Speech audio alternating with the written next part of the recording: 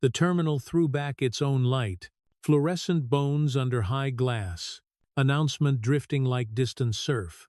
Coffee and pretzels salted the air while gate B14 hummed in tight choreography, green beeps, printer coughs, the cool breath of the jet bridge washing the carpet in cycles. Marcus stepped into that cooled pocket in a black tee and jeans. No watch, no tie.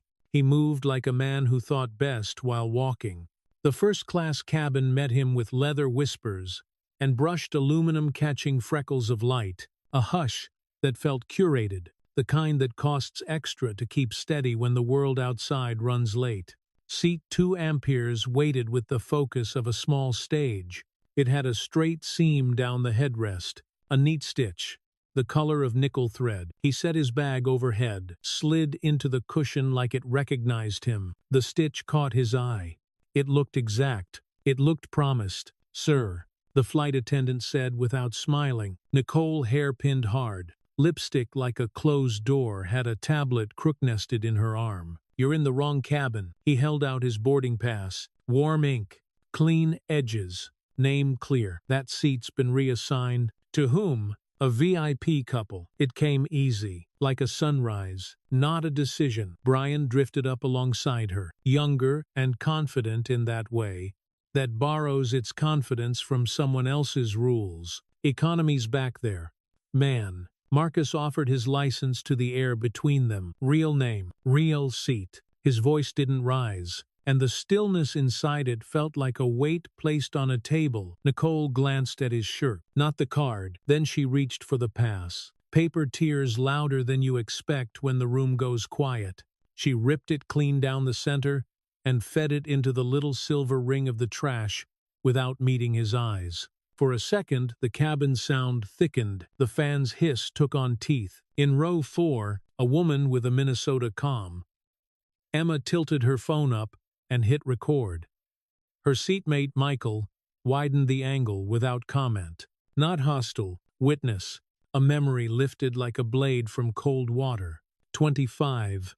Bright shirt.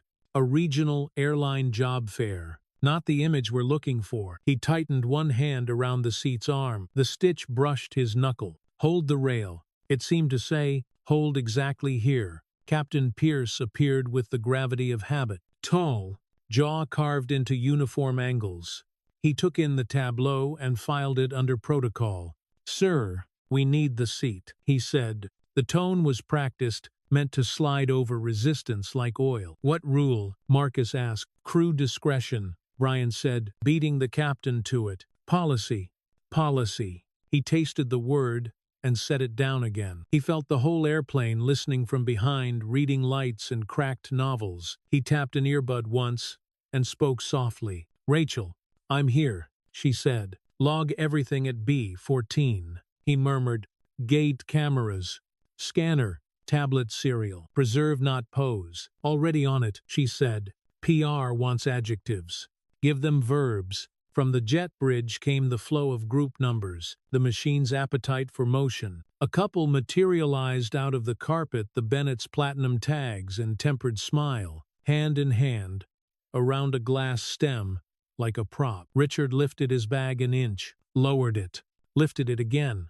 Laura's hand found his elbow, the way you hold a dog that's trained to ignore meat on the table. Marcus stayed seated. Calm moved through him like current under unbroken surface. "This says 2 amperes, he told Nicole. Voice still even, paid in full. She angled the tablet so only the captain could see. On the digital seat map, a clean blank sat where Carter had lived. "Privacy," she said, and her mouth shaped a faint victory. In the jump seat, a trainee with edges still crisp from training watched the scanner memory in her head like a replay. Mia had seen green. She had seen Carter. She had also seen the name wink out on a screen that shouldn't forget. Her thumb found voice memos. The red line slid forward. She didn't breathe until it did. Linda from security stepped in quiet and ready, hand on the used leather of her belt. Voice even. "One warning," she said. "Either vacate the seat or be escorted." Emma in row 4 lowered her phone a fraction and said to no one, "This is wrong." Michael didn't add words, just steadied his frame and tracked the room. Marcus looked up at Linda. "Wait 5 minutes," he said. "Not a plea, a calculation. Your phone will ring." Nicole's smile didn't reach her cheeks. "Recording us for YouTube. Verification," he said. "Not theater." The cabin held its breath. That breath had a sound, the small click of nails on plastic armrests, the ticking metallic note from the galley latch, the fan's steady lung. The captain lifted the intercom.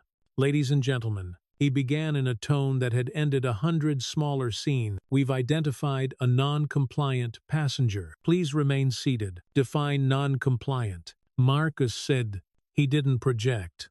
The room carried it for him. "Refusing instructions," Daniel said, eyes narrowing. "Define instruction," Marcus answered, and let the silence do the lines. Around them, heads bent and lifted like birds at a feeder. Nobody wanting to miss the seed that meant something. Mia stepped into the aisle with a voice that wasn't ready but went anyway. "His scan was green," she said. "Trainees observe." Nicole snapped without turning. The word hit Mia a half-inch left of the breast pocket where her ID sat. She felt it, logged it, held the phone tighter. The couple, the Bennetts, eased into 2 amperes.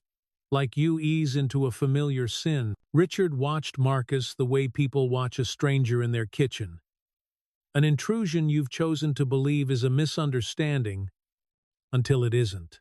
Laura smiled a soft apology to the air and looked away. "Rachel," Marcus said into his mic, "if they move me, send a push to James, Sarah, and David. Chain the audio. Timestamp the tear." "Copy," she said.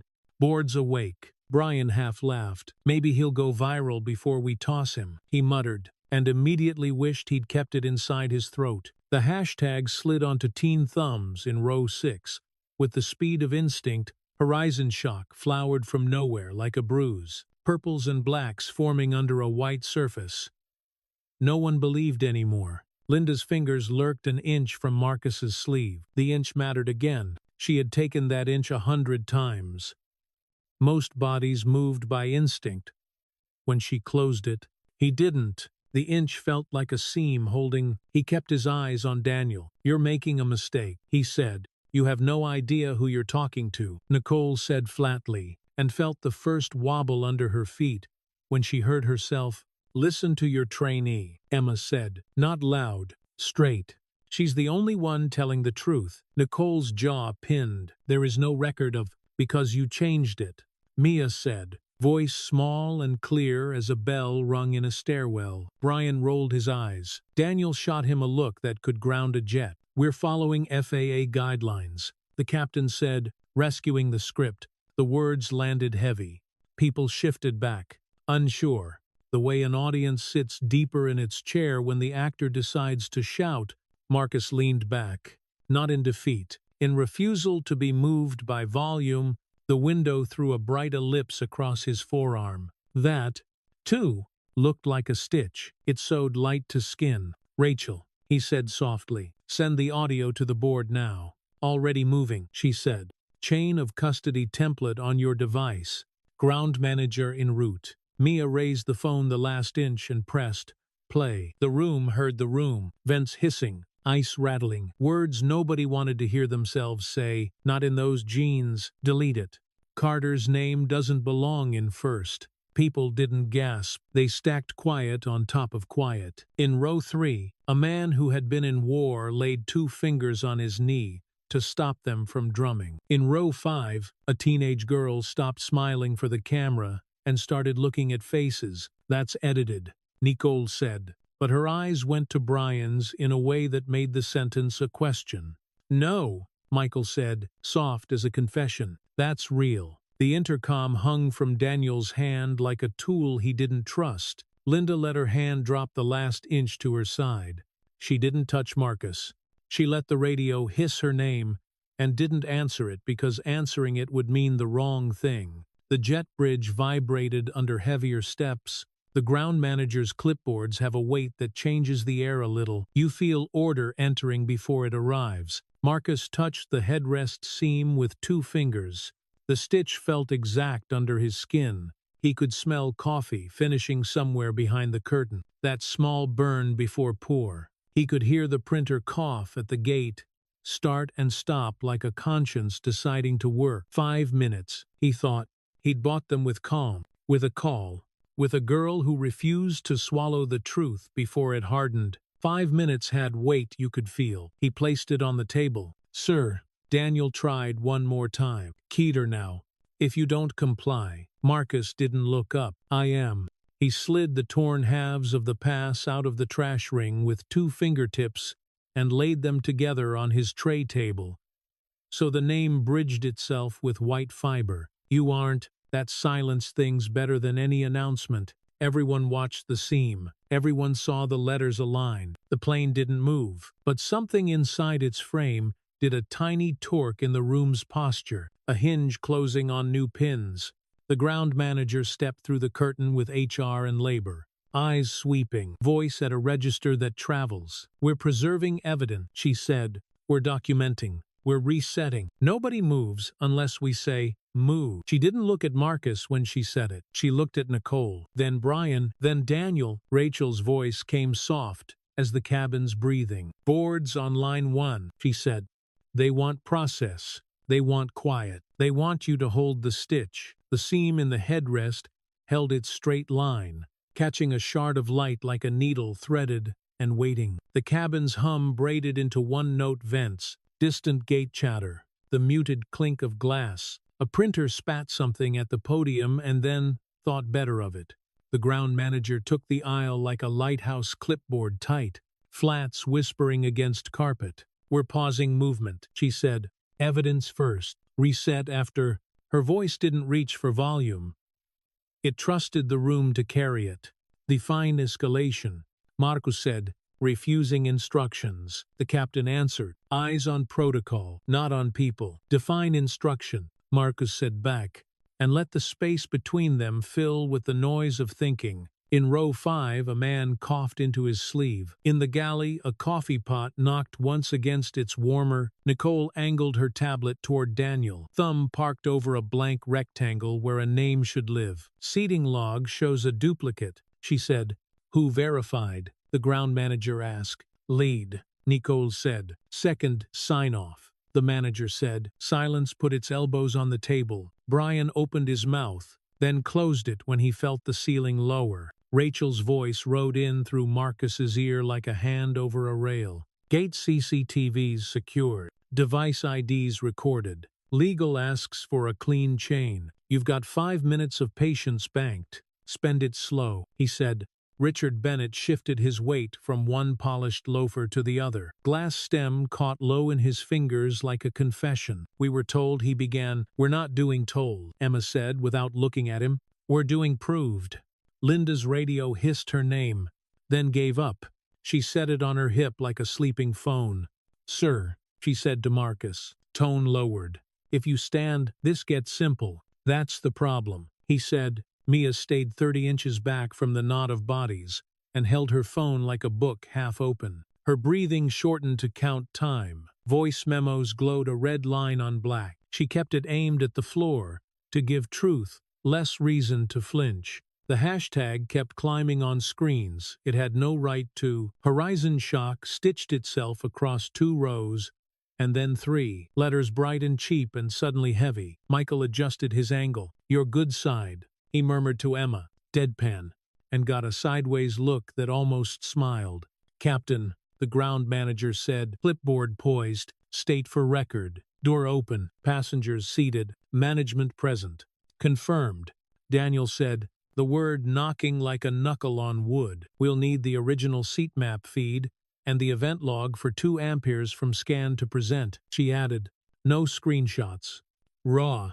Nicole's jaw tense. It's a privacy issue. It's a record. The manager said, there's a difference. Marcus didn't move. The seam by his temple shone, a steady stitch on a tilting fabric. He spoke low. Not for show. Rachel, if they touch that log again, I want a mirror copy to board and legal.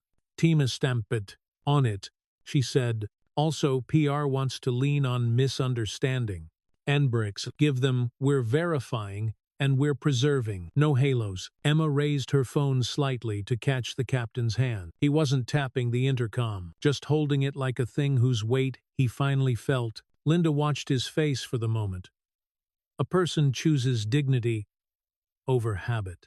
She'd seen it in parking lots, in hotel hallways, in doorways that used to be thresholds and turned into walls. Ladies and gentlemen, he started, then stopped, and tried again without the script. We'll pause while we verify. The room loosened one notch. The Bennetts set their carry-ons down at their feet with that careful little click of rubber on textile, the sound of wealth trying to be considerate. Laura looked at Marcus squarely and did not smile. If this is ours, she said to no one specific, we'll give it back. It never was, Emma said, a soft line that found its target. Brian leaned toward Nicole. Breath shortened. We can fix this, he hissed. Define fix, Linda said without turning around. He sat back like a kid who'd found a live wire. The ground manager flexed her clipboard and nodded once. HR's inbound, she said. Labor 2. We'll document. Captain Pierce. Stand by for relief of duty. Danielle swallowed. Adam's apple moving like a small lift. Understood, he said, the syllables trimmed to fit into a mouth that didn't want them. Mia took a half step forward. Phone still low. I saw the scan flash green, she said. Words simple as groceries. I saw the name. I saw it vanish. Nicole's eyes flicked to her, then away, then back. You're a trainee. I am, Mia said, and I watched. The tug outside growled as it hooked. The jet bridge creaked downstream toward its next plane, like a slow animal changing layers. The cabin felt that vibration in its knees. Somewhere a baby squeaked exactly once, and then decided not to continue. Mr. Carter, the ground manager said, looking at his torn pass on the tray table. We'll need those halves for the bag. He slid them into the provided sleeve. Fiber met plastic with a soft scrape. The torn edge felt like a coastline he knew by heart. He sealed the zip as though he were closing a wound, not hiding it. Rachel again. Boards on a Kiat line. Do you want them in your ear or in the aisle? In the ear, he said. The aisle is crowded. Copy. James says. Keep the room boring. Trying, he said, and almost smiled. Nicole angled her body between Marcus and the aisle. An old reflex. We're following FAA guidelines, she said, grasping at shape. Show them to me, Marcus said. Right now, on paper, that landed like a stapler dropped in a library. Nicole's thumb hovered over the tablet's menu, then backed away like a driver who sees black ice 2 inches in front of the tire. Captain, the manager said, relief of duty is administrative, not disciplinary. It protects the record. I know, he said. He looked over the heads and lenses and plans and found Marcus's eyes. We were moving too fast. Not the first mistake tonight, Marcus said. He didn't put sugar on it. Mia pinched the screen to lock the recording and slid the phone toward HR's open evidence bag. Chain starts here, she said, a line she'd rehearsed into muscle. The HR rep signed and dated and sealed. Each click a stitch down a rip. Midway through the aisle, the light shifted when a cloud moved over the terminal's skin. The seam on the headrest dulled, then caught again when the sun returned, 3 shades warmer. Marcus watched that thin band glow back to life and felt time move. Rachel, he whispered, we're at the pivot. I hear it, she said. Nicole's mouth had gone dry. She tried to wet her lips and came up empty. I didn't know who you were, she said, voice too small for the aisle. You didn't need to, he said. The ground manager's radio chirped, one clean tone. Replacement crew at door. It reported. HR at 2 minutes. Labor. Inside the jet bridge. Copy, she said. Passengers. Thank you, she added to the cabin at large. Not performative. We're going to reset without drama. Emma lowered her phone to her lap and exhaled. The exhale fogged the black glass for a heartbeat. In that breath, her face doubled, then clear. She wiped it with her sleeve. One shot of dark humor, Michael said without looking up. If anyone wants to sell me their aisle, I'm paying in airline peanuts. Markets closed, she said, and they both snorted once, soft and human. HR stepped in. 2 people with satchels. Neutrality, knuckles pale from holding authority without enjoying it. Nicole Harris. Brian Foster, please step with us. One said. Are we not going to? Brian started. No. The HR rep said. Daniel straightened his jacket like a man in a parade he hadn't trained for. Awaiting relief, he said, giving his dignity something to do with its hands. The new Captain Reyes hovered at the threshold, not eager, prepared. Passengers, the ground manager repeated, we appreciate your patience. We'll make amends using forms you won't hate. In the quiet that followed, the window threw a white seam of light across the tray again. The same thin stitch, now brighter. Marcus placed his fingers on the armrest where the seam lined up with his knuckle, and felt the plastic's cool certainty. Hold steady. The line seemed to say, stitch holds if you don't yank. Mr. Carter, the manager said, softer now, bending, so knees entered the conversation. When we're done preserving, you'll sit in 2 amperes. We'll fix the rest in the air. We'll try, he said. Emma watched the torn pass inside the clear bag slide into HR's satchel. The bag's zipper teeth met with a satisfying miniature grind. Proof is ugly up close. It looks like plastic and ink and handwriting you don't love. 5 minutes. Linda murmured, almost to herself, as if surprised by how long it could be when spent right, almost up. Marcus said. The replacement crew filed in with the clean faces of people who've been briefed but not scorched. Janelle took the forward galley like she'd been there all day, set a hand on the counter, and braced the room with a glance that didn't ask permission. Ladies and gentlemen, she said, voice tuned to carry over metal and worry. We'll take care of you. We just needed a minute to take care of us. Marcus looked at 2 amperes. The headrest seam sat where it started, nickel thread,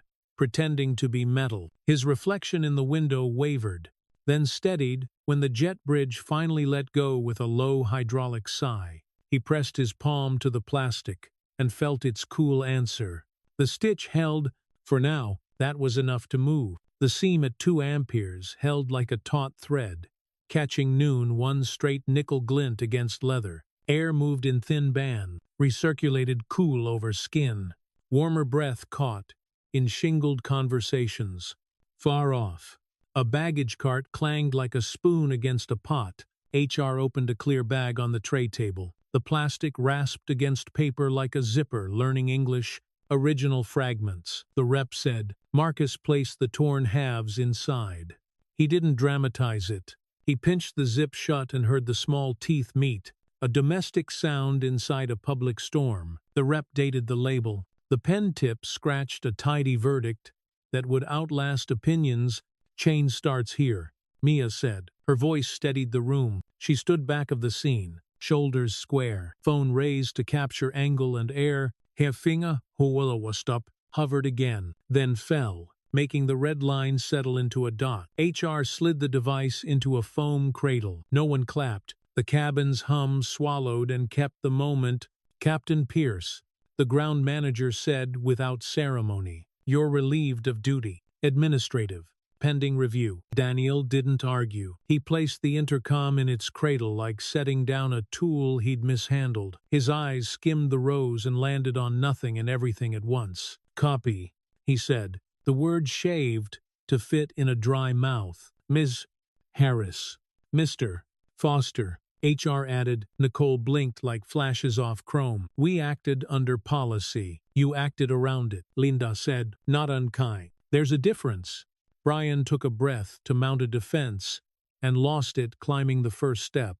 He smoothed his tie, met the carpet, found it unhelpful. In row 4, Emma lowered her phone. Her thumb trembled once. She smoothed a wrinkle in her skirt that wasn't there. Quiet sat between her and Michael like a cat that knows which lap to choose. Maintenance to forward galley. The captain's replacement called into the interphone. His voice held a mechanic's respect for clean edges. Verify door sensors before we close.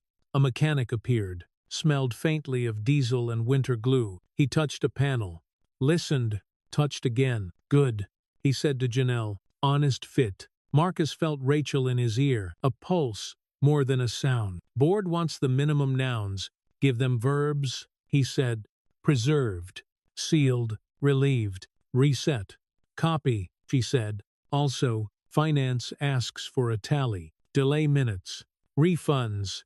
Overtime, he listed. Add trust we didn't spend because we stayed. The seam at his temple picked up a thicker beam when a cloud slid. It wasn't beautiful. It was exact. Passengers, Janelle said, stepping to the aisle's mouth without stepping into the aisle. We'll resume boarding once the crew is reset. We'll help with connections and lives that don't wait. Thank you for helping us keep this ordinary. The room's shoulders dropped a notch. The Bennetts exhaled in sync, a practice duet. Richard placed his glass in the holder and wiped a fingerprint with a linen edge that wasn't his.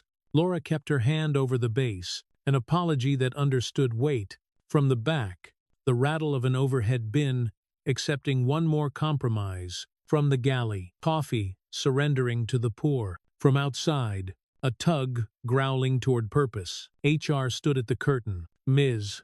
Harris. The rep repeated. Now, please. Nicole moved, hips squared, as if to arrest gravity.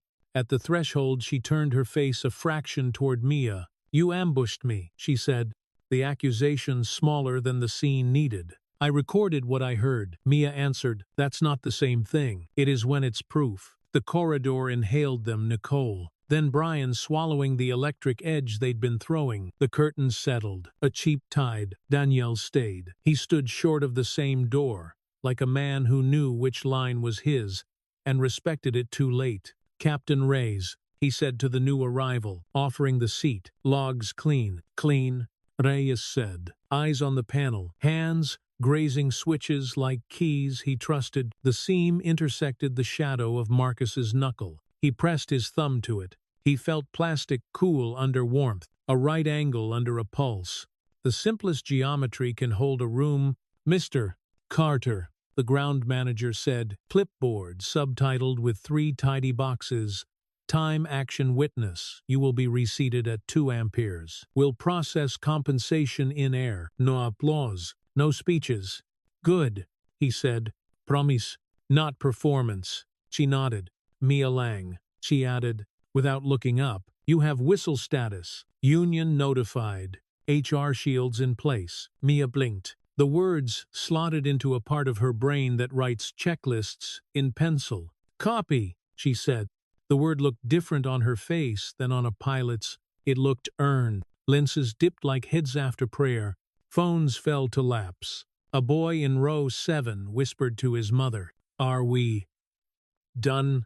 She smoothed his hair and left the question standing. A quiet beat arrived and sat. It took the shape of a plastic cup, upside down on a napkin, the cup's rim catching a ring of light, while condensation traced a ghost circle beneath. No one touched it. Tension slid into the space around it and waited, unsure whether to leave. The ground manager's radio ticked. Relief complete. A voice said, Guard at door. Labor in the tunnel. Copy, she answered. Close.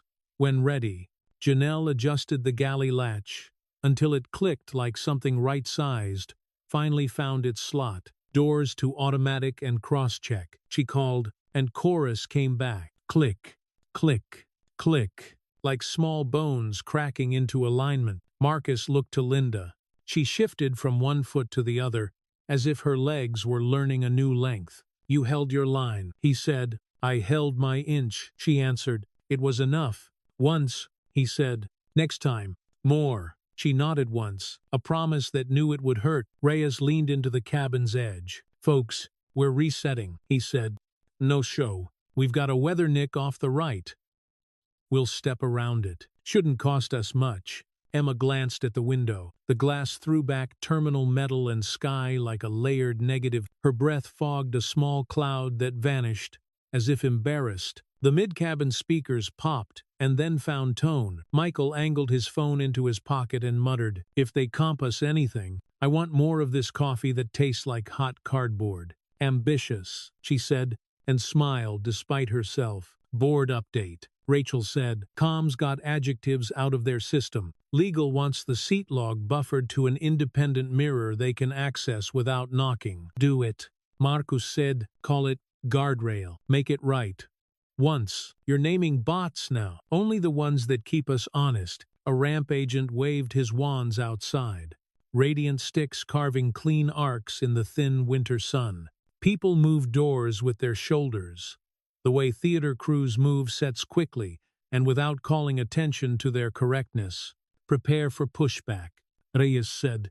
The tug answered with a tug-of-war grunt. Mia drifted near the jump seat and buckled in with deliberate fingers. She looked down at the metal tongue before she slid it into the buckle, as if to make sure this quiet promise meant exactly what it had every other day of her life. Ladies and gentlemen, Janelle said, we'll get you where you're going and not pretend tonight didn't happen. If you have tight connections, hit the call button now. We'll build a lane. Pings lifted around the cabin like low stars. She wrote seat numbers on the back of a beverage inventory and slid it into her pocket. A final check.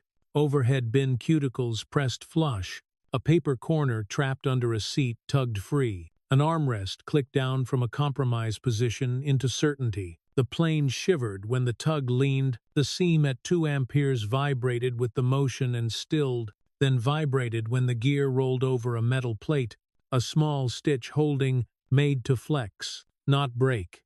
Push complete. A voice from the nose wheel said, Roger. Reyes answered, and the line felt like salt against a wound that had stopped bleeding. Marcus watched the headrest catch a last stripe of gate light before Shadow took it. The glow dimmed, then grew again, this time from overhead LEDs sliding toward night. The thread looked less like metal now, more like something a human hand had placed carefully and checked twice. As the jet inched toward the mouth of the taxiway, the terminal's glass gave them back to themselves. A long shadow plane carrying smaller shadow lives. The cabin's air tasted faintly of citrus and hot plastic, and the clean cold that rides below 30,000 feet. The runway numbers waited like throat clearing. At the end of a confession, Marcus rested his fingertips on the seam one more time. The line did not promise comfort. It promised alignment. It promised the seat would mean what it said. Out the window, wands crossed and parted. Inside, belts tugged once more. Checking. The cabin made the sound of people choosing the next step, not because anyone told them, but because the room had earned it. The stitch held, the wheels rolled. The cabin exhaled in one piece.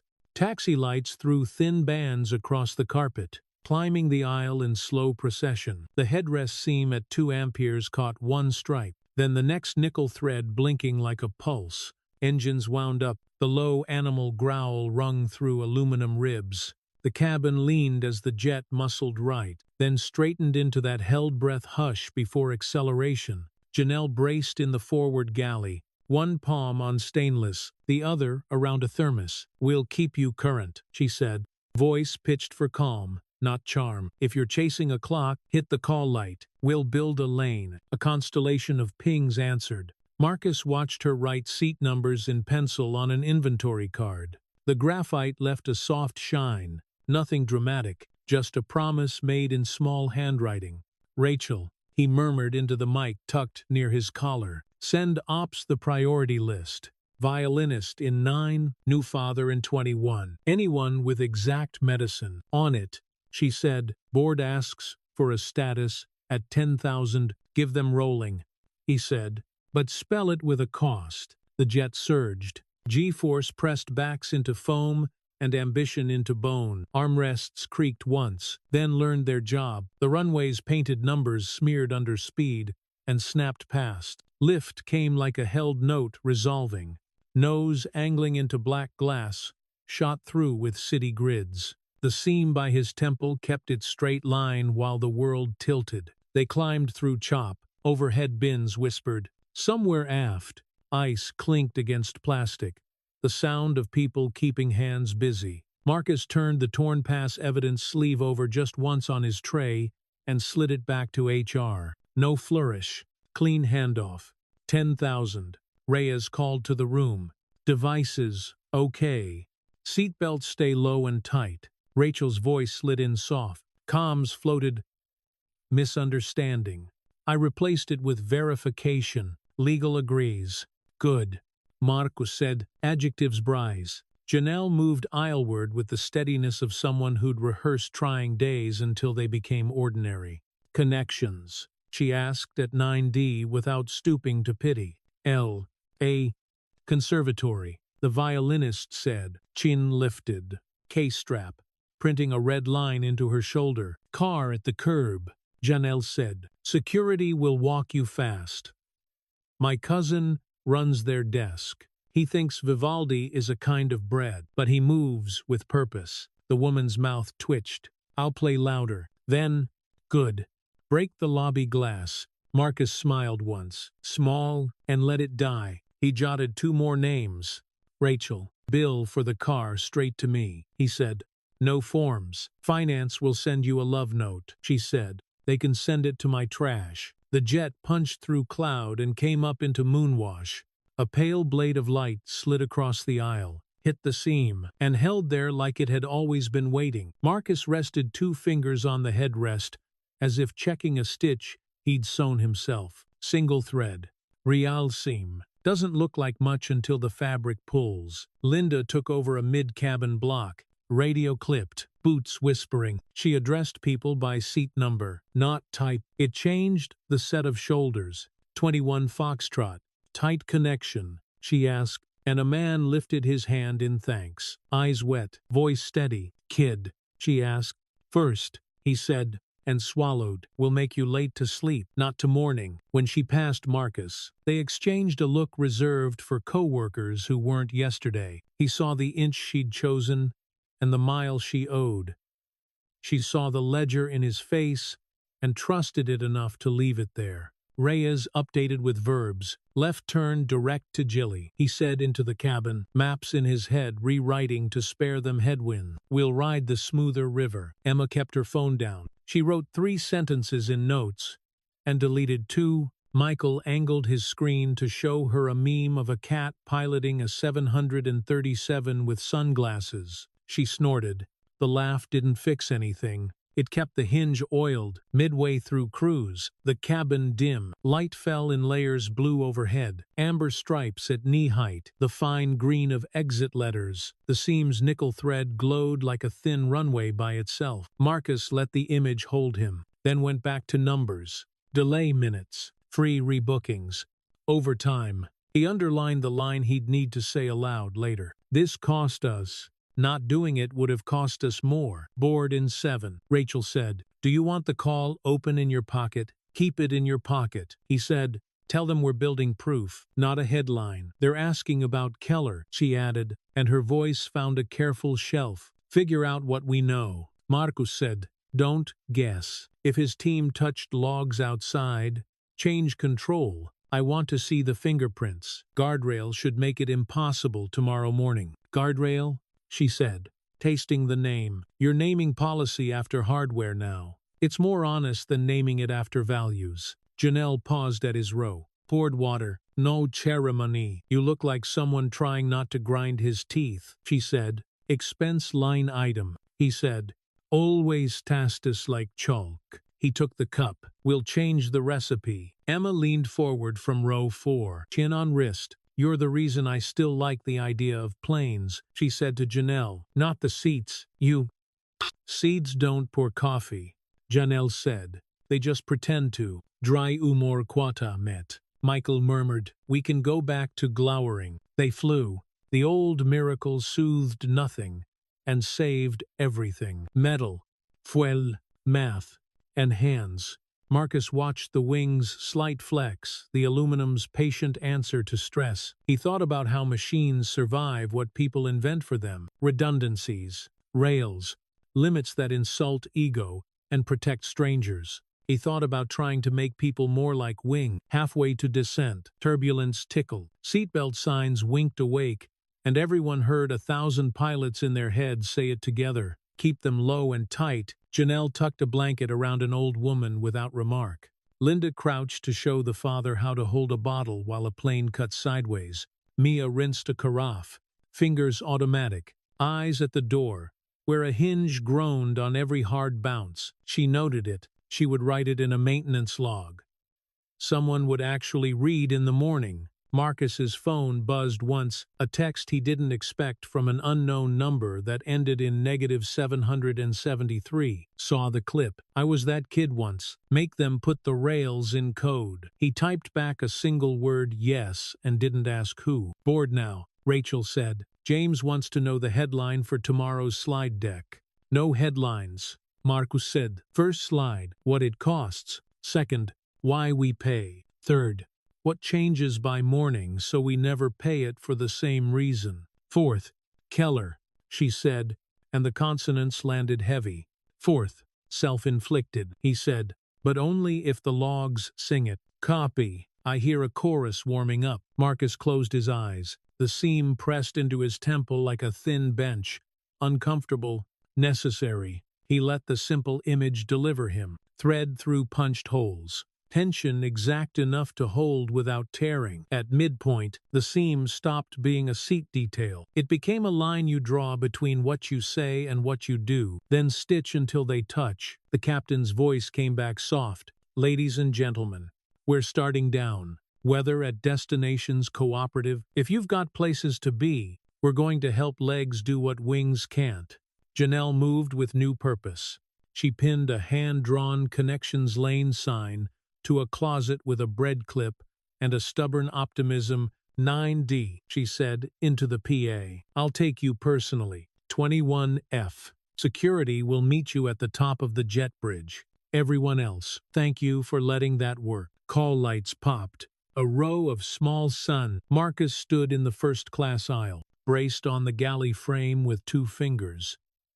He didn't take space. He took a place you knew when to hold. He told Mia as she passed. Her throat worked once around a surprise. She kept moving. You don't stop a cart mid-aisle for praise. Linda paused, adjusted the strap on her belt like a buckler. I made a report, she said, about what I saw in the seating log. They're going to like me less. They won't like you differently after it matters, he said. She nodded, made a face that said, supposed to sting. Final. Reyes said, engine spooling gentle. The city's lattice rose under the nose, roads braiding into certainty. Flaps extended with a living animal whine, the wing reshaping itself into a slower idea. The cabin leaned forward in their straps, like church at the last hymn. The seam by Marcus's head took one more angle of light and turned it into a clean blade. Silence arrived and sat with its back to the door, the quiet beat where everything has been decided and nothing has happened yet. The rubber will kiss asphalt. The reverse thrusters will ask to be forgiven. Someone will clap and someone will shush them. But here, they hovered over a dark strip of possibility. And then, down. Tires spoke in a long, low sentence. Spoilers rose like the backs of fish surfacing, then settled when the roar fell away. A brake smell edged in hot, metallic. Honest. Welcome, Janelle said, and made it sound like part of an apology. The jet coasted toward the gate. Lights on the wingtip blinked their own metronome against glass and concrete. A ground marshaller stepped into view, wands painting lines in the evening haze.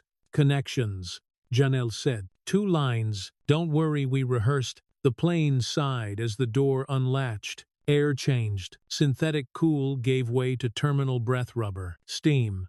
And a whisper of cinnamon from a kiosk, with nothing anyone needed. The headrest seam lost its gleam in the new light, and became what it always was. A straight stitch placed by a hand that expected tension. Marcus set his palm flat on it once more. It was not a lucky charm. It was a ruler.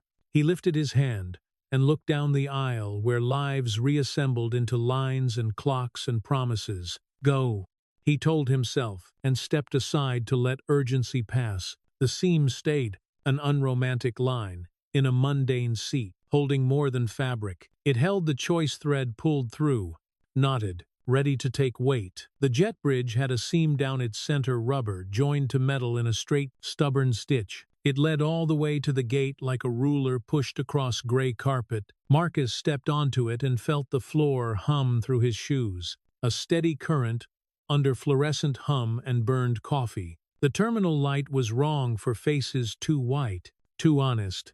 Gate agents formed a half circle with clipboards and apology scripts. The ground manager, cut through them with her clipboard like a lighthouse.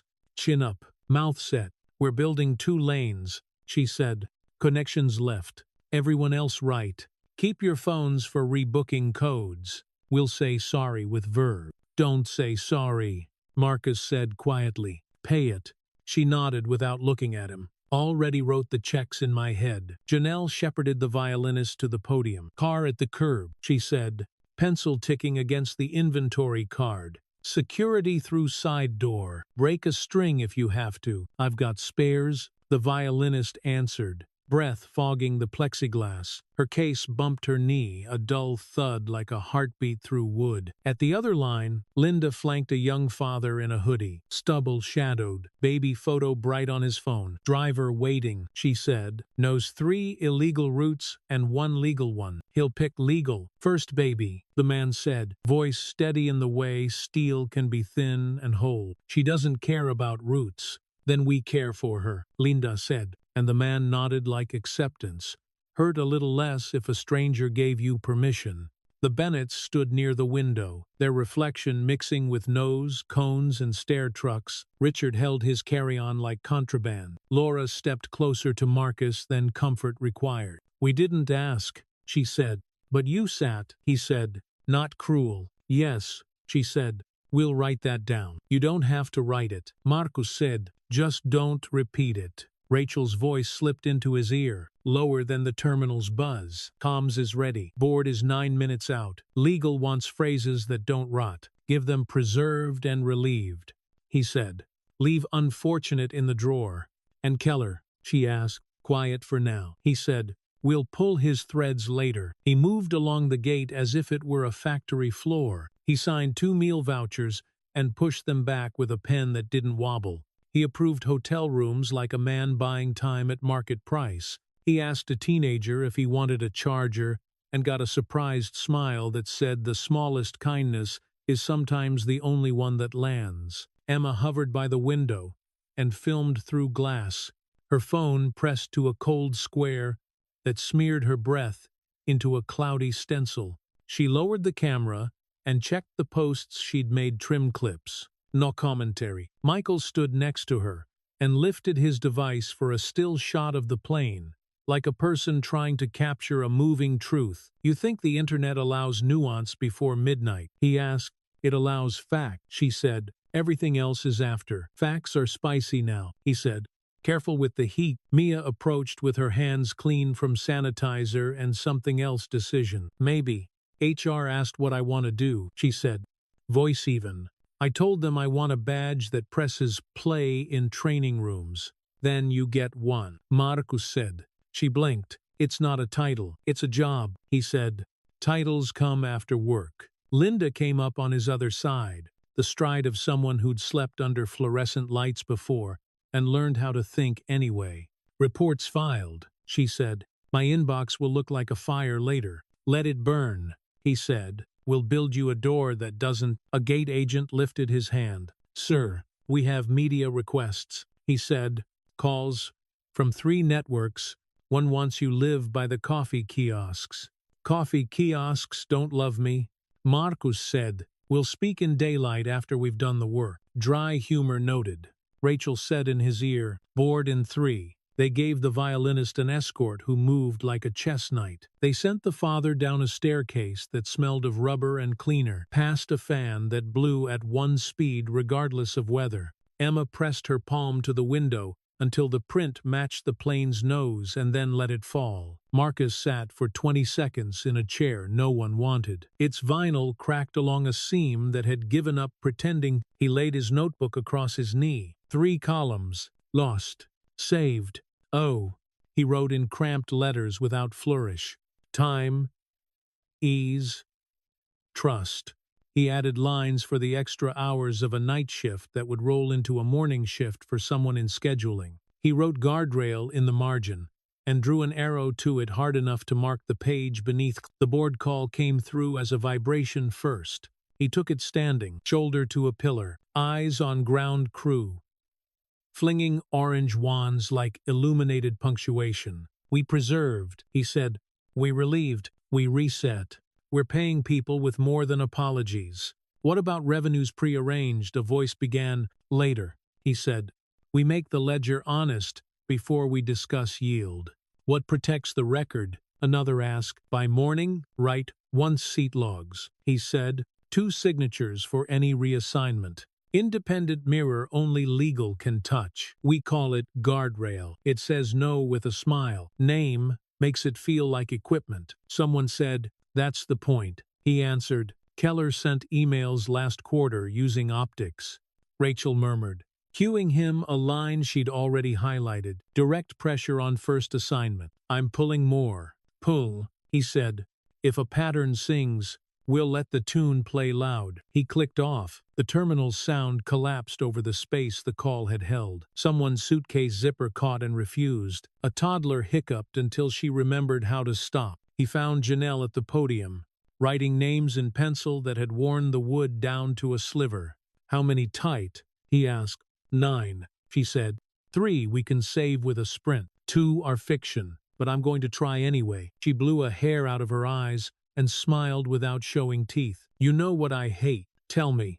When people call it customer care, she said, it's just care. We don't own it. Then we'll borrow less of the word, he said. A hush drifted over the crowd, that animal sense people have. When a shift is about to happen, HR reappeared with clipboards and carefully neutral faces. Danielle followed, uniform straight, mouth lined. He stopped in front of Marcus and didn't offer excuses. I made a call that fit habits, not facts, he said. Don't repeat it, Marcus said, and help me replace the habits. Copy, Daniel said, and the word looked different in his mouth now. Nicole remained with HR. Brian did too. Their voices flattened through glass. Marcus didn't look in. He didn't need the image. He already knew the sound of consequences. The ground manager lifted a hand. Replacement crew, staged, she said. We're boarding in 2. Mia looked down at a card she'd been given and traced the embossed line with her thumb. The badge had a blue seam across the bottom, a simple stripe pretending to be pretty. She smiled at the fakest part and folded the lanyard over once, so the logo faced her chest. I start training at 8, she said. They gave me a room with a projector that squealed. Oil the fan, Linda said, and put a chair by the door. You'll have people who want to leave and people who want to learn. The chair helps both. Who taught you that? Mia asked. A woman in Detroit with brass for bones, Linda said. She made me stand in hallways until I learned to watch. Takes time. Everything does, Marcus said. We're spending it on purpose. He turned back to the window. The runway outside drew a fat white line down the center, scalloped by rubber and weather. It looked like a stitch from here, paint laid thick across asphalt scars. Holding planes and promises to a direction, he set his palm on the glass and let the cold collect in his hand. He took one breath with his eyes closed. No calls, no lists, just hum and glass and the cranky whine of an aging HVAC. The breath made a dime-sized fog on the pane. It cleared in a second. He could pretend it meant something, but it only meant exhale. The work would have to mean the rest. Marcus, Rachel said, nearer now. She'd crossed the crowd like a letter without an address, and found him anyway. DOJ liaison wants a briefing tomorrow. Code, not adjectives. I told her yes. Good, he said. Let her hold the rail. We'll show her where it wasn't. And Keller, she asked. He emailed a word he believed. Marcus said, we'll see what the ledger believes. Boarding restarted. People took their lives back up like jackets, shrugging into them with new creases. The violinist texted a thumbs up from a curb that spilled exhaust into the evening. The father sent a picture from a sedan. Streetlights, turning his face into a series of coins. Emma posted a line about guardrails that wasn't metaphor. Michael pocketed his phone and said to no one, I still want peanuts. No one handed him any. The ground manager touched Marcus's elbow, not deference. Logistics. We'll be late to everything and on time to what matters, she said. Then let's do that, he said. He walked back down the seam of the jet bridge. That straight, welded line leading into the cooled blue of the plane. The rubber gave a little and then held. The metal did what metal does. The stitch felt different now. Not a promise, a boundary. At the threshold, he rested his fingertips on the headrest seam at 2 amperes. Nickel thread winked under cabin LEDs, the same sober shimmer it had worn all day. He pressed lightly, the way a tailor checks tension with 2 fingers before a jacket leaves the shop. It didn't sag. It didn't sing. It held, climb smoothed into cruise, and the seam at 2 amperes held a faint silver line, steady as a horizon you can touch. The air tasted of citrus wipe and hot plastic. Somewhere aft, ice settled with a soft rattle like distant rain. Marcus wrapped his fingers around the armrest and let his palms cool. He kept his voice low. Status. Rachel's reply came warm against the small mic. Ops stabilizing, finance counting, legal drafting. Board wants the first draft of guardrail on their desks by morning. Make it a page, he said. Make it a lock. Mia came past with cups nested to the brim, shoulders square, eyes bright from doing the hard thing and not folding. She paused at his row. Top off. Sure, he said. She poured carefully, watched the meniscus climb and stop. A tiny tremor lived in her wrist and refused to leave. You did right, he said. I did what I saw, she said. Sometimes that's the same. The cabin settled into its mid-air grammar. Zippers softened. Murmur fell to velvet. The fan's breath evened into that one note planes invent when they've decided to be kind. The seam by his temple caught a thin blade of moon and wore it like a patient badge. Janelle moved the aisle with a cart and a calm that drew people into behaving. Connections, she said, voice pitched for the road. We'll get walked. Everyone else gets water and the truth. A man in 17C tugged at his belt and gave a grin that didn't hide the shake. Truth in coach, that's extra. Right, free tonight, Janelle said, but we'll charge tomorrow. She slid him a napkin. The airline logo stared up like a good intention. The napkin was rough, like honesty. It left a trace on fingertips and memory. Marcus opened his notebook. He drew a rectangle and wrote seat log along the top in tight block letters. Below that, write once. Dual sign-offs. Immutable mirror. Audit. Bot-friendly tone. Stubborn spine. He underlined mirror twice, hard enough to press the page beneath. Guardrail draft, Rachel said, reading his quiet. What about crew discretion? Bound it, he said. Define it to the inch. Document the inch every time. 2 inches mean 2 signatures. Copy.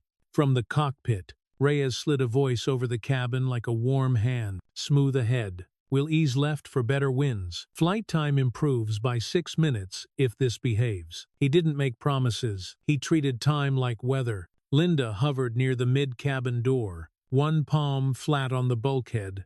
As if feeling the ship, she watched the rows with the soft focus attention of a person who knows how trouble starts in shoulders, not voices. You good? She asked a woman who wasn't. The woman nodded. Linda let her keep the lie, and stood close anyway. The aisle gave him fragments, 2 teens, sharing a single charger like a treaty, a businessman folding a jacket into a clean square to make room for a stranger's knees. An old woman sleeping with her jaw slack and a rosary threaded between fingers polished by years. None of it grand, all of it a ledger. He closed his eyes for a count of 5. The quiet arrived and sat on the tray table, heavy as a still cup. The plane hummed around it. Nothing needed to be said in that 5. It was paid for by everything that had been. Ping, Rachel said lightly, then corrected herself. Sorry. Habit. DOJ liaison tomorrow. 9. She doesn't want adjectives. Good, he said. We owe her nouns. Revenue's going to fight guardrail. She added, they'll call it friction. Keller will call it optics. He can call it theology. Marcus said, it'll still be a lock. The cart squeaked near row 20. Mia bent to unstick the wheel from a groove in the carpet. Her hair pulled loose from the pin, one stray strand catching her cheek and refusing to behave. She didn't tuck it back. She pushed the cart anyway. Work moved forward without perfect hair. At mid-cabin, Janelle found the father from the gate, folded into his window like a question. Security will meet you at the door, she said. Car already idling. He nodded. Burst into a quick, helpless laugh, then clamped it down. She was early. He said, showing the photo again though no one had asked. She didn't even let us finish painting the duck. Janelle leaned in. Baby don't care about ducks. They should, he said, a breath catching. They do later, she said. They make you repaint them 8 times. Mia set a bottle of water in his free hand. In case your throat forgets how to be a throat, he took it like medicine. Marcus turned a page, wrote training module at the top. Below, press play when hands shake. Say what you saw. Protect original. Invite second voice. Pause. He stopped, put the pen down, and looked out at wings, silver under moon. Flaps, trimmed to the idea of speed without drama. Make them more like wings, he said under his breath. What? Rachel asked. Nothing, he said. Just writing verbs. The overhead bins clicked softly as a hand checked a latch without thinking. The plane rolled a degree to follow air that wanted to help. The smell shifted toward coffee again. As someone reheated, a child's whisper threaded through plastic. Are we in the sky? Her mother's hand patted her hair without resorting to metaphysics. Yes, honey, she said. We're exactly where we're supposed to be. A vibration shivered into the floor. Small, not worrisome, metal plates under wheel, or wind-nudging ribs to remember their job. The seam beside Marcus's temple trembled once, and kept true, a line that understood flex as part of strength. Rachel again. Softer. Combs is asking if you want to seat a line for morning. Give them this, he said. We didn't come to make noise. We came to make change. Clean, she said. Sharp. Don't let them add sparkle. Copy. He closed the notebook. Let his hand rest on the stitch. It felt like a ruler in a carpenter's apron, unromantic. Indispensable. He thought of a tool that says no when a hand tries to skip a step. And how many bad things that single syllable saves. He thought of penny-thin cost savings stacked like kindling under a house, and what flame does once it finds air. The plane dipped a shade as Reyes began a slow descent. City light gathered under the nose, pinpricks collecting into grids, grids into veins into a complicated breathing thing. Somewhere down there a music hall was still lit. Somewhere a nursery was too. The cabin felt the slope in their stomachs and accepted it. Trust is a muscle, strengthened by honest forewarning. Janelle pinned a hand-lettered sign to a closet. Connections Lane. The arrow was a little crooked. It still pointed where it should. She taped it twice. When the first piece curled up at a corner, Linda checked her watch. Not for time, for rhythm. We make 2 lines, she told Mia. Mix them if you have to, but make them feel separate. People behave better when their lane has a name. Mia grinned. Put that on the training slide. It won't fit, Linda said. You'll use it anyway. Rachel whispered like a person at the back of a church. One more. Keller sent a note 10 minutes ago to reconstruct. Last month's seat map for an audit. I asked legal to hold it. Subject lines cute. What is it? Let's make this neat.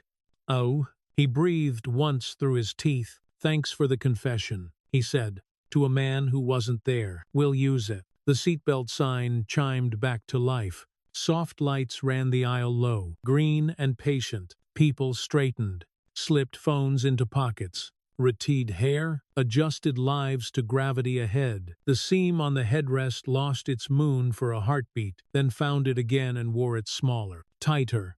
Sufficient.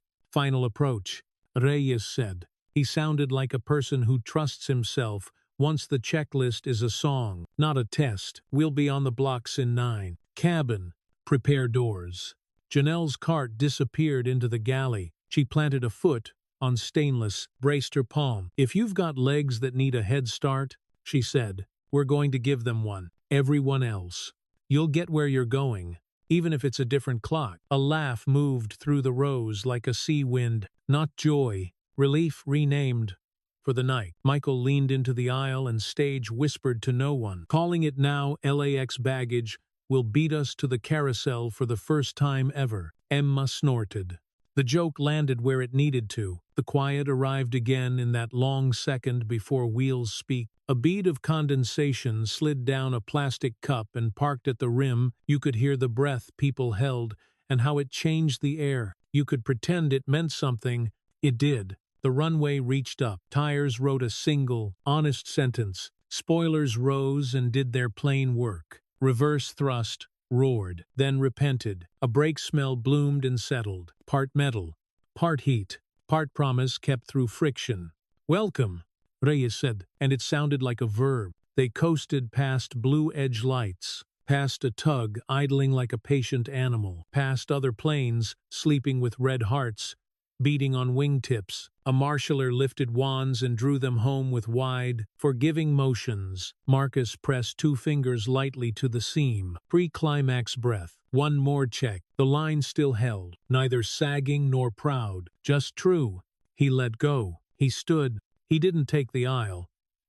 He took his place off to the side where lanes meet and decisions get made. The door's motor whined and clicked, the seal breaking clean. Terminal air moved in rubber. Bleach, cinnamon from a kiosk with names for sugar, an undertow of tired. 2 lines. Janelle called, and pins of light blinked above call buttons, like patient stars. The plane exhaled strangers into a choreography they half knew. Phones held high, bags swung careful, eyes already past the doorway. He waited until urgency passed before he stepped into the flow. At the threshold, he let his knuckles brush the nickel thread once more. Closing echo. The seam was a simple thing, a straight stitch across soft material, checked by hands, ignored by most. It was also a boundary drawn in the right place at the right time, a rule you could measure without squinting. He walked into the bright, the line held behind him. The conference room wore its own seam table halves, joined under a strip of brushed metal. A straight line splitting pastries from paper. The air ran cold enough to keep tempers neat. Carpet swallowed footsteps. Fluorescent tubes hummed like bees who knew their job. Monica from HR placed 3 recorders equidistant and clicked them on. "We'll do this by the book," she said, voice even, fingernails clear and square. Statement, questions, acknowledgement. A coffee mug left a wet ring near the seam. She slid a coaster under it without looking. Daniel sat to her left, uniform pressed, eyes rimmed with a night's worth of thinking. He set his hat on his lap like a contrition he could hold. "I made a call that fit habit," he said, "not the facts in front of me." He didn't pad it. He didn't plead. He looked at the table's metal strip as if a straight line could borrow him a spine. Marcus listened, without interrupting. The room smelled of laser toner and lemon cleaner. Outside the glass wall, people moved like faint shapes inside a snow globe. Rachel hovered by the door, a quiet metronome of texts and nod. "Captain," Monica said, "we'll recommend remedial training and temporary ground. Pending review." He nodded, jaw working once. "Copy," he said, and the syllable left his mouth smaller than when it entered. The next chair stayed empty for a beat too long. Nicole stood in the doorway with an expression that could not decide between pride and fear. "I acted under policy," she said before she sat. "We manage optics. First. Policy is a rail," Monica said, "not a costume." Nicole looked at her hands. The pink at her nails shone under the lights. "I didn't know who he was." "You didn't need to," Marcus said. Brian took the last chair. Tea loosened, confidence eaten to the whites. His cologne fought the room's lemon and lost. "You can't be serious," he said, then shrank from his own echo. Monica clicked a pen, the loudest sound for 3 seconds. "Relief stands," she said. "Devices surrendered. Do not alter log, contact witnesses, or post statements," Nicole whispered, almost to the seam. "I wasn't trying to hurt anyone. Intent isn't a parachute," Rachel said, tone soft as felt. "Gravity still works." Silence parked beside them like a carry-on. No one claimed. It sat and made everything truer. They moved rooms. The glass wall gave way to a smaller space with a low ceiling that remembered smoke from a decade ago. Union reps arrived with notebooks and practical shoes. Their presence smelled like raincoats and coffee you drink standing up. Mia took a seat where the wall vents breathed down. She folded her hands to stop them from announcing nerves. Monica slid a single sheet across. Whistle protections. Acknowledgement. The letters looked like they were printed yesterday for this moment.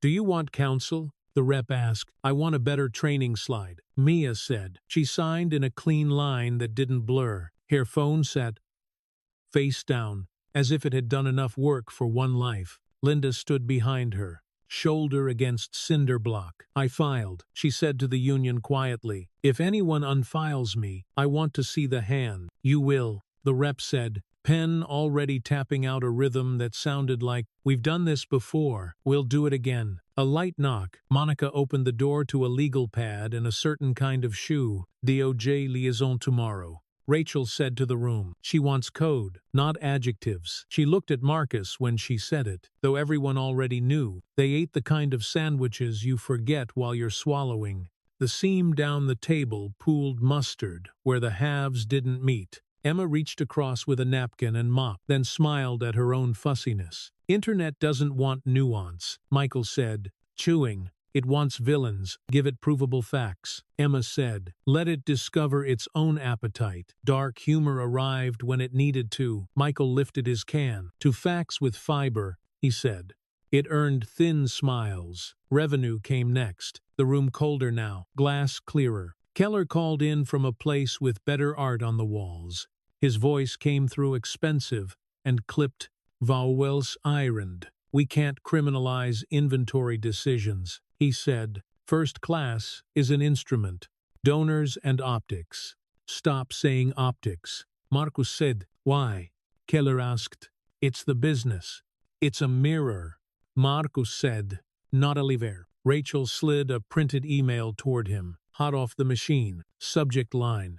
"Let's make this neat. Request. Reconstruct seat map for audit presentation." The time stamp glowed 10 minutes old. "Why would you need to reconstruct?" Marcus asked, setting the paper in the middle, ink still damp. "Perception matters," Keller said. "We don't need noise.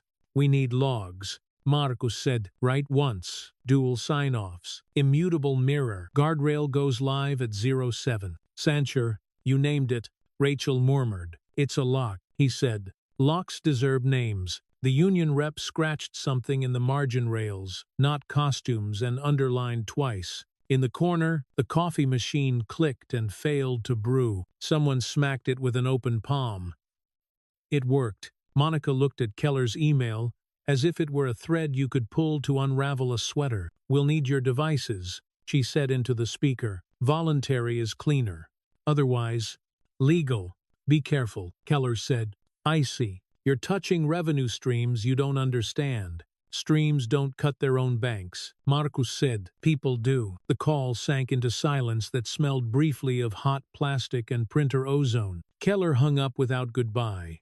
"Self-destruction doesn't need choreography," Rachel said. "It just needs a push." "Give it one," Marcus said, "but don't dance." They changed floors. The boardroom at Sunset felt like an aquarium, cold light across glass table. City beyond shadowed and gridded. Planes sliding colorless across a distant stitched runway. James at the head. Sarah flipping a pen over knuckles. David with glasses low and patient. "Walk us," James said. Marcus kept it to verbs. Preserved. Sealed. Relieved. Reset. Paying with refunds. Transport. Time. Training in the morning. Guardrail by dawn. Cost. Sarah asked. He handed the number over without apology. Not paying would cost more. David leaned forward. "What do you need?" "Cover," Marcus said, "and a room to build code with people who don't confuse shortcuts with strategy." "Done," James said. "What else?" "Carrots," Marcus said, "for the ones who hold the rail when it's hard, and a hammer for those who build bridges to nowhere." "Write the plan," Sarah said. "We'll sign it." The seam on the board table threw back a pale line, a knife of light between two panes. He put his notebook on it and turned to a clean page. Morning guardrail. Under that, 4 bullets like rivets. Write once ledger. Dual sign-offs. Immutable mirror with legal. Bot with a friendly voice that says no. The room breathed. Outside, the runway stitched another landing into the dark white paint across old black. Ritual turned into infrastructure. Inside, the quiet beat arrived and sat, a cold glass of water sweating on cork, drip collecting, surface tension holding. They broke. People flowed into hallways that smelled like carpet glue and maybe hope. Emma and Michael waited by the elevator. Emma's phone buzzed a dozen notifications into her palm, and she ignored them like mosquitoes behind a screen. "You're trending," Michael said. "I don't want to," she said. "Then don't read," he said. "Let the logs do the talking." Down the corridor, Janelle leaned against a storage room door, with a clipboard tucked under her elbow, watching crew swap badges and jokes, and the occasional apology that landed late but true. "You still flying tonight?" Marcus asked. "I'm teaching in the morning," she said. "Same class 3 times. I'll say the same sentence like a prayer until it sticks." "Which sentence?" "Escalate to process, not people," she said.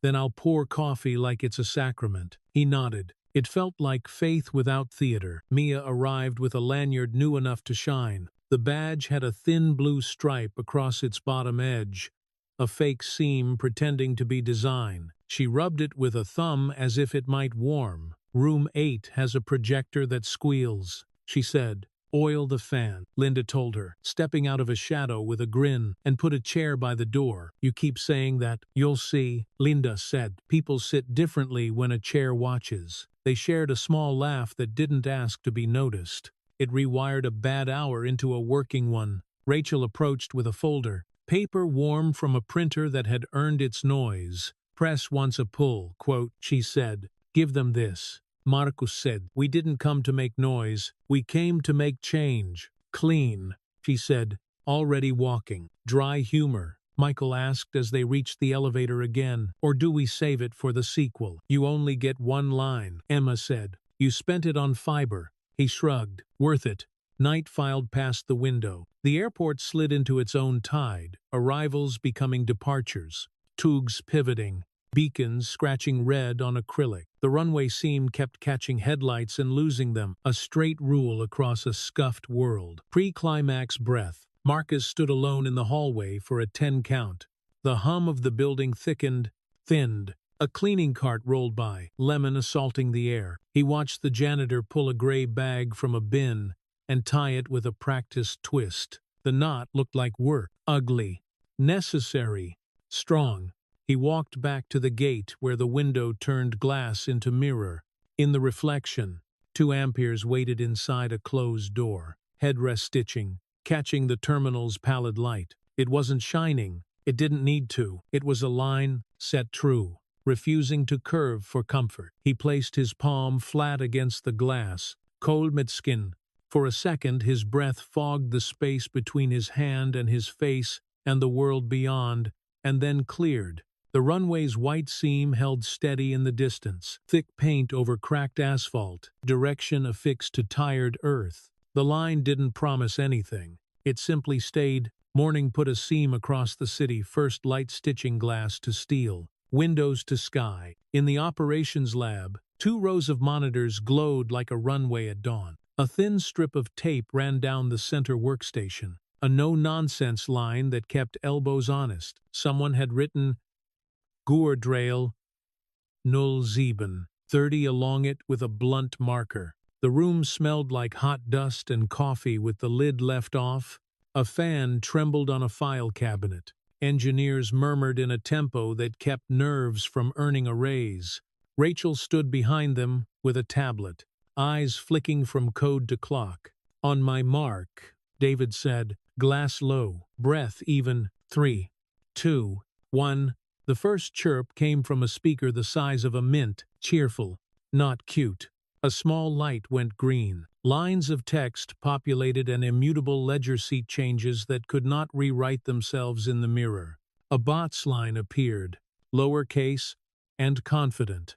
"Hi, I'm Guardrail." He say no politely. No one clapped. Fingers kept moving. A second chirp. A third. "Mirror live." An engineer said, "Ledger, ceiling." Another added, the room held the quiet beat, just the server's fan, the bare hum of building lung, a pen clicking open and shut between someone's teeth. Marcus stood with his hands behind his back, still as a pilot reading a checklist before the first engine start. He could feel the tape's ridge under his shoe. Rachel set her tablet down. Com posted. She said, short, nouns, no firework. Good.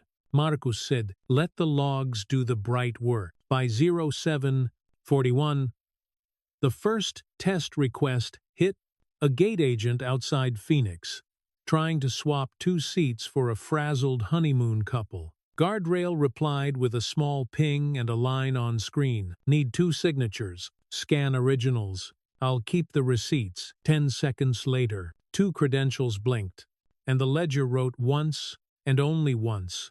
No drama, only friction where it belonged. At 08, Ling San. Kela tried for finesse. His team's console pinged the mirror with a command wrapped in a smile. Reconstruct seat map 612 for audit. The bot watched the cursor hover. No. Guardrail wrote, the message as bland as oatmeal. That's history. You can annotate, not alter. A second attempt, more specific. An old habit wearing a new tie. No. The bot repeated, patient as a seatbelt. You can't change yesterday. Keller's name lit up a conference phone down the hall. His voice sounded like a man using the wrong key in the right lock. We need discretion, he said. You have it, Marcus answered, bound to inches, logged in ink. You're hamstringing revenue.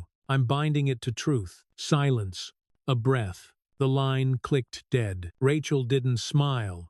Self-destruction doesn't need witnesses, she said softly, but we've got them anyway. Send legal the transcript, Marcus said, and the bot's good manners. They took the elevator down to a basement conference room.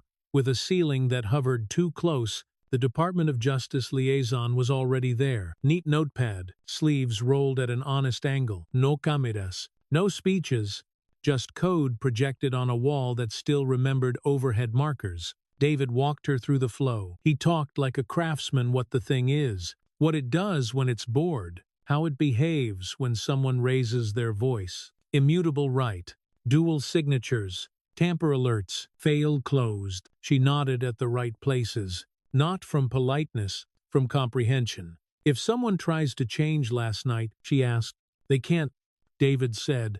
They can add a note, they can't move a ghost. The liaison looked at Marcus, not impressed. Exactly something cooler. When did you build this? Last night, he said.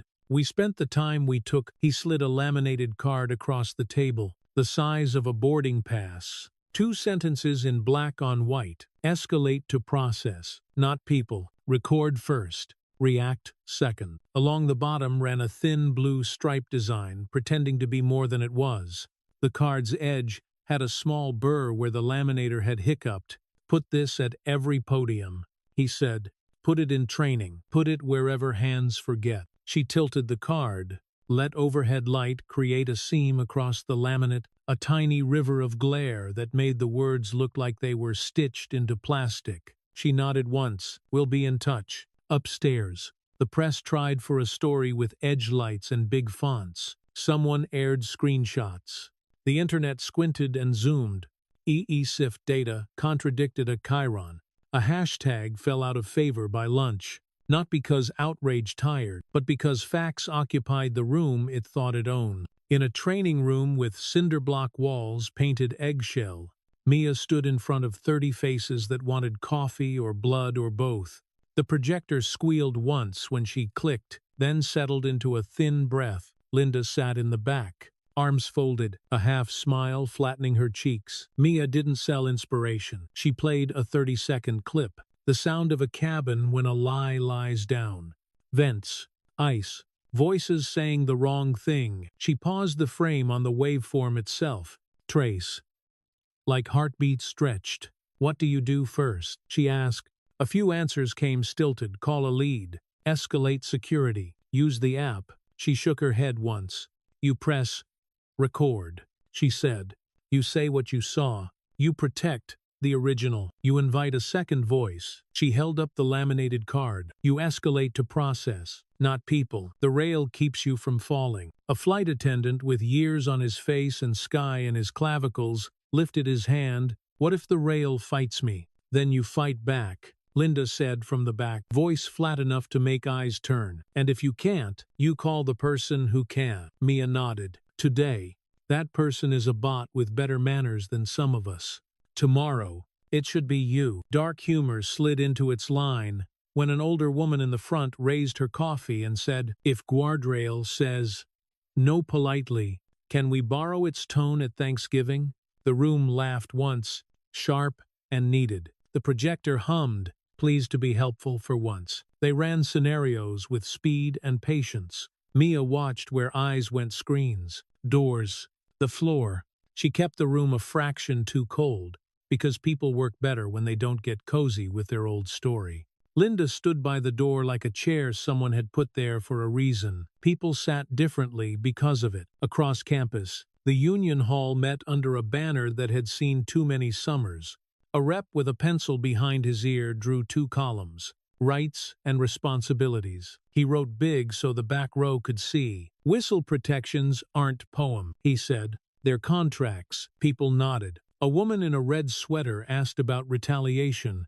The rep pointed at a sheet taped near the exit. Names and numbers in block font. Call them if anyone whispers wrong, he said. Call me if anyone breathes wrong. In a glass office on 16, Keller watched an IT tech box his keyboard and mouse, as if he were unplugging a heart. Legal stood in the doorway, not gloating. Monica read from a page. She didn't add adjectives. Access folded in on itself with a digital sigh. The screen blinked blue, then indifferent black. You don't understand the business, Keller said. Monica glanced at Marcus without moving her head. We understand the ledger, she said. You tried to color it neat. The box lid closed.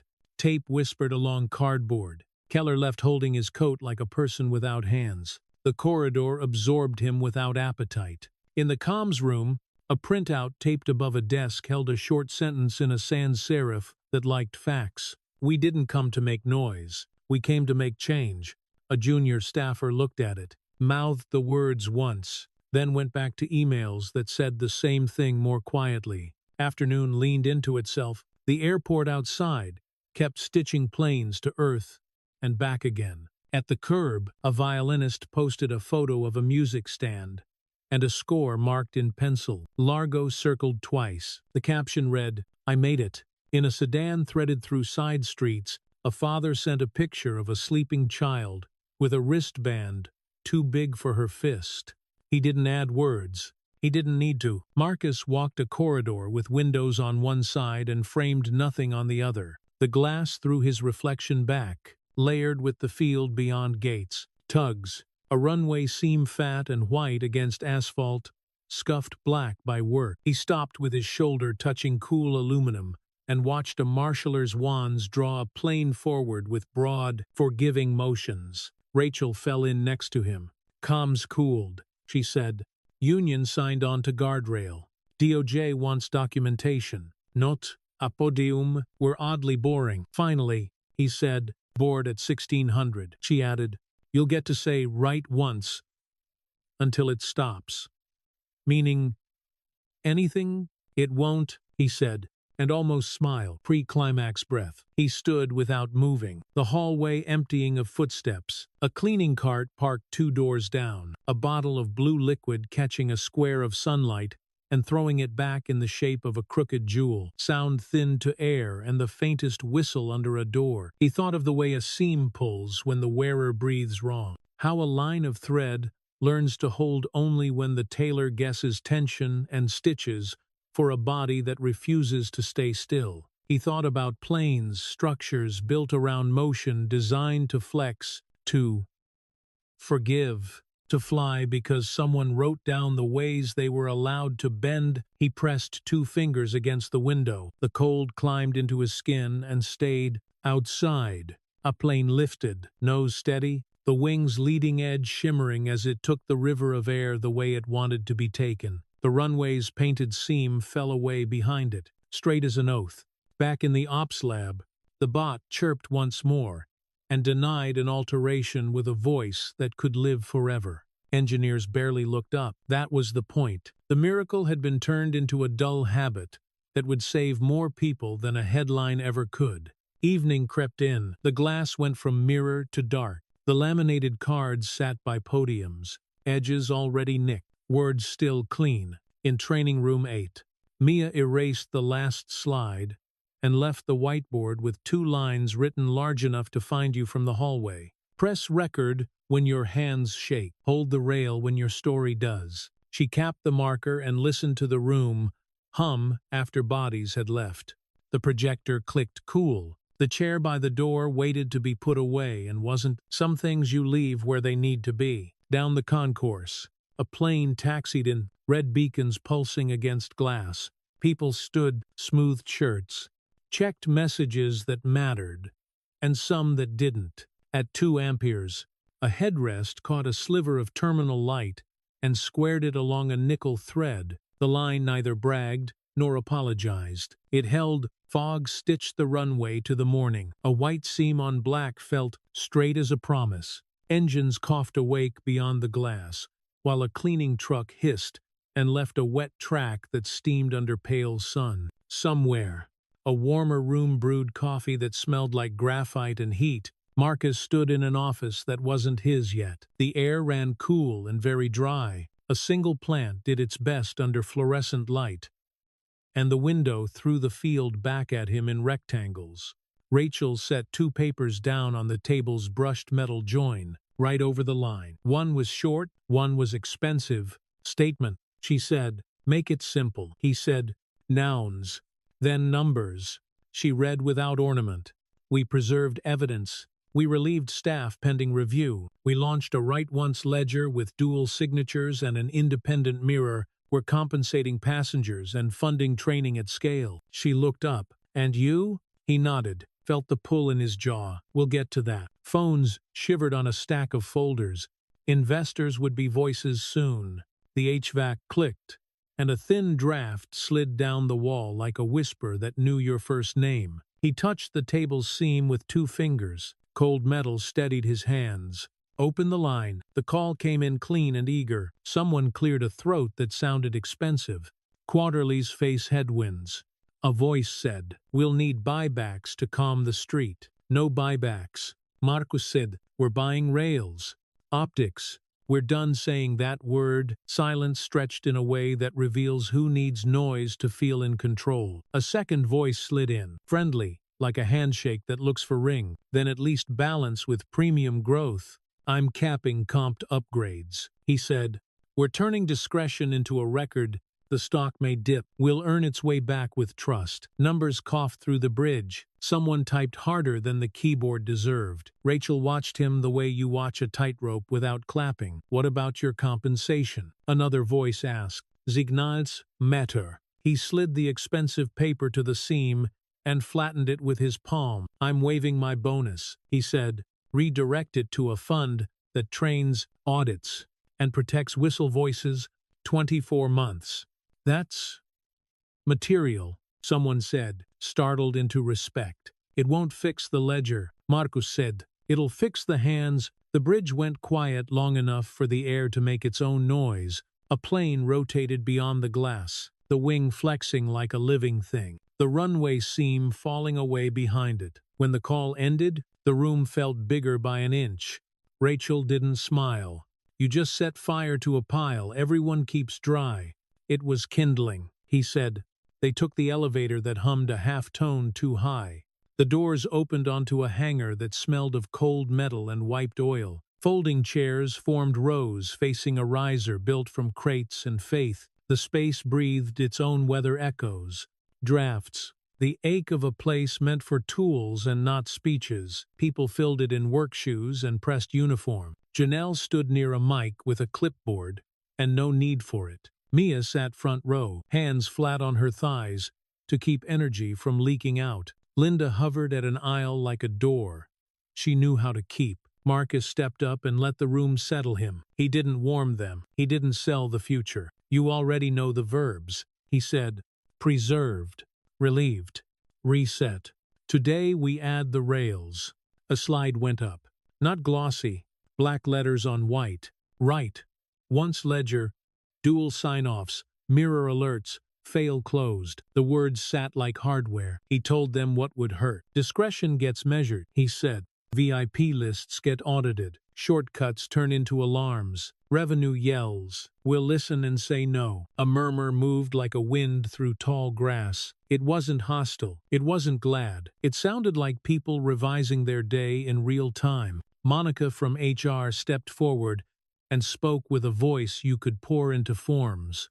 Whistle protections are live, she said. This is the number that picks up. This is the number that calls you back. The union rep lifted a hand and grinned like a man who didn't grin often. For once I don't have to be dramatic, he said. Feels like cheating. Dry laughter landed and left. A bolt clinked somewhere behind the riser. A gull cried like a hinge outside and you couldn't see it. Marcus took out the other expensive paper and let them watch him sign. This pays for the fund, he said. It doesn't cancel anything. It lets better things start. Emma stood near the back with Michael, their cameras down. She filmed with her face, not her phone, eyes on how bodies lean when they decide. Michael leaned over, whispered without looking, "Congratulations. You invented no." She didn't elbow him. She breathed once and kept watching. Mia walked up when her name was called. The badge on her lanyard caught a cheap light and pretended to be special. She didn't touch it. I pressed record because my hands were shaking. She said, "I'll teach you to do it when yours are steady." Linda joined her. Boots, scuffing concrete that remembered older scuffs. I hesitated an inch. She said, "Next time I'll move a foot." She raised her chin. "If anyone at a door tells you to ignore the rail, call me. If I'm the one at the door, call me louder." The room held the quiet beat, the way a plane holds air flex. Then settle. You could hear a wrench settle in a toolbox and a kid cough on someone's FaceTime.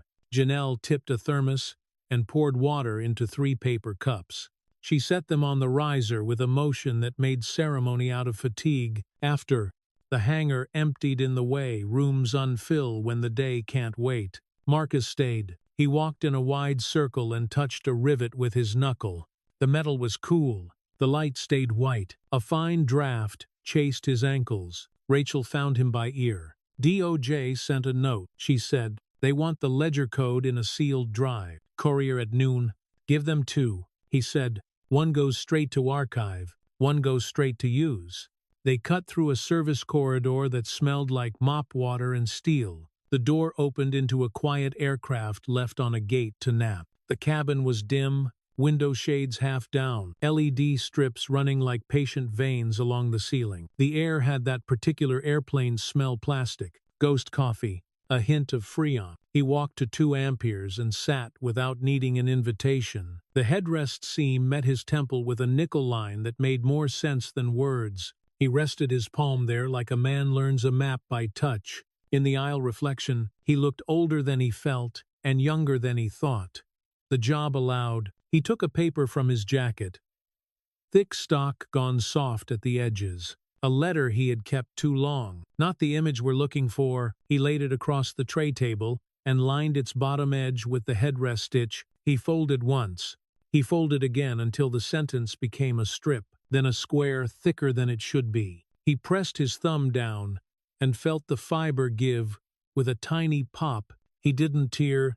He didn't feed it to any ring. He slipped the square into the laminated card sleeve for escalate to process. Not people, tucked behind the laminate's blue stripe. A hidden weight that wouldn't change the words and would change the way he felt them. He sat still.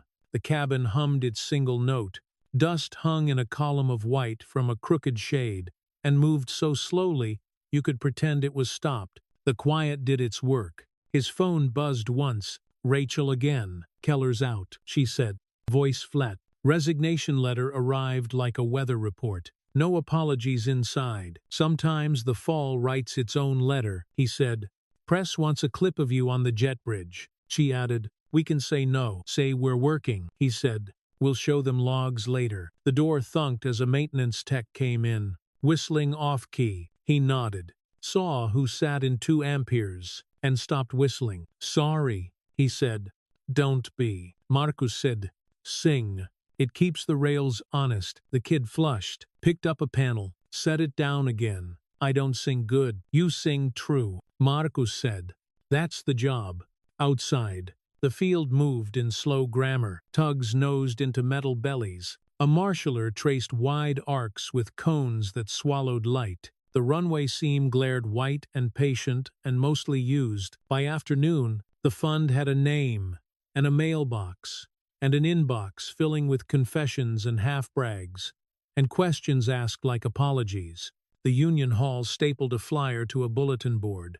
The training rooms kept squealing until someone found the fan and oiled it. Guardrail denied 3 requests from 3 cities and said yes to 2 that asked right. Engineers stopped looking up when it chirped. That was the point. At dusk, the boardroom turned aquarium again. Low light slid across glass and caught fingerprints the cleaner had missed. James sat with his jacket off. Sarah had scuffed her pen clip. David's glasses fogged once and cleared. They didn't ask for adjectives. Marcus laid out the day. We lost a point, he said. We will lose another before it turns. He didn't pretend the street loves rails. He didn't ask it to. They approved the fund.